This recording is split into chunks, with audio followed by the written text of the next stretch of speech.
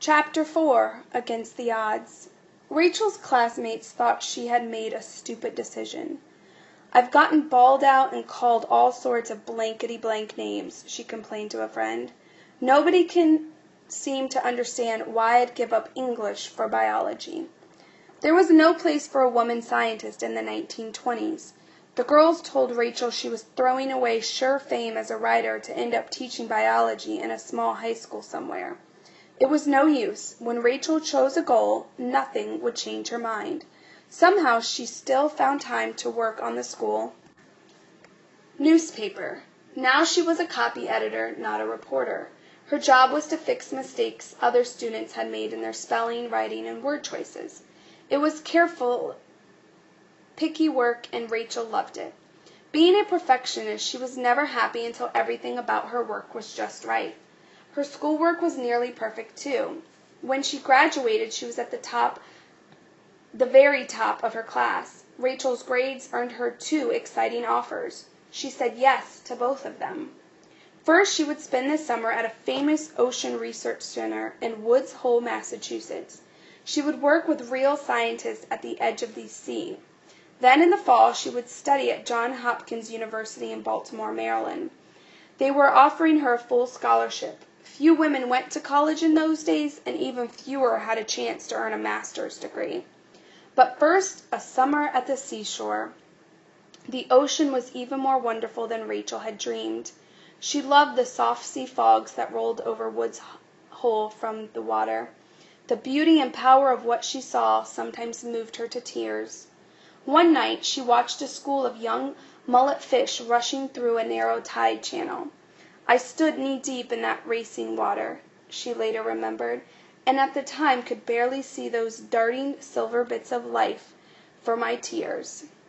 Rachel studied nature indoors, too. She had decided to find out about the nerves that go from a reptile's brain to different parts of its body.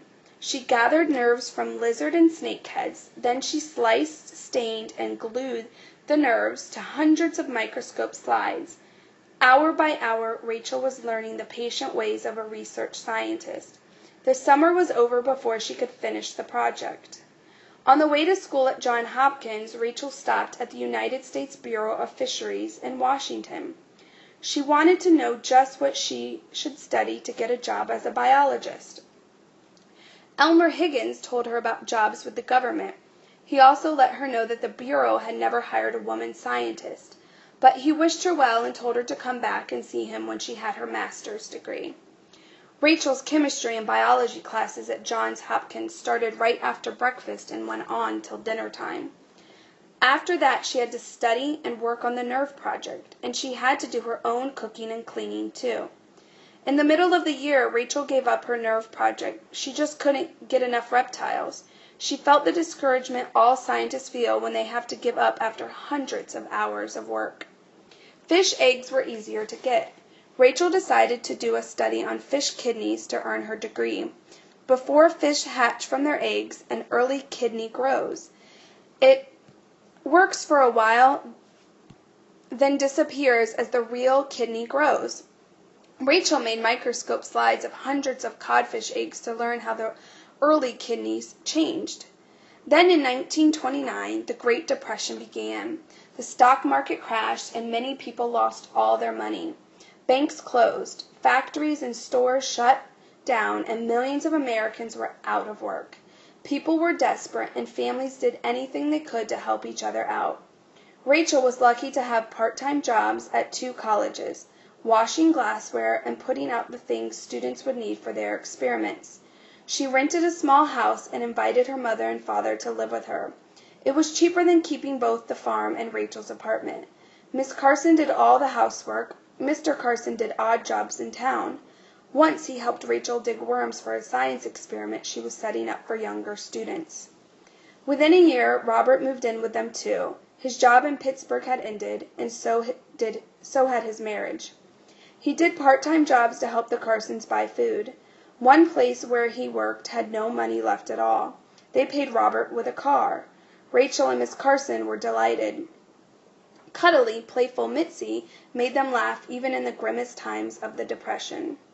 At last, in 1932, Rachel finished her egg project, and a 108-page report to go with it. She had earned her master's degree. Now she could work as a scientist. During the Depression, no one got the job of their dreams. Instead, they were happy to have any job at all. The streets were filled with long lines of people waiting for a chance to work or for a handout of free food. In 1935, Rachel's father died. The Carson household was plunged into sorrow and into desperation. Mr. Carson's odd jobs had helped them survive. Robert had moved away, and Rachel was now the only support for her mother. She remembered Elmer Higgins' invitation and went to see him. In Mr. Higgins' office, scientists were writing radio shows about fish. Most of them couldn't write without using fancy scientific words that were hard for others to understand. Elmer Higgins already knew Rachel was a scientist. He had one question for her. "Can you write?" She got the job for $19.25 a week. Rachel wrote the radio scripts well, but she needed a full-time job. To get a government job, Rachel had to pass a special test.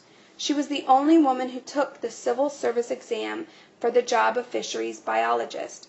Rachel scored higher than any of the men on the test. She was hired. After all those years, she was going to be a real biologist.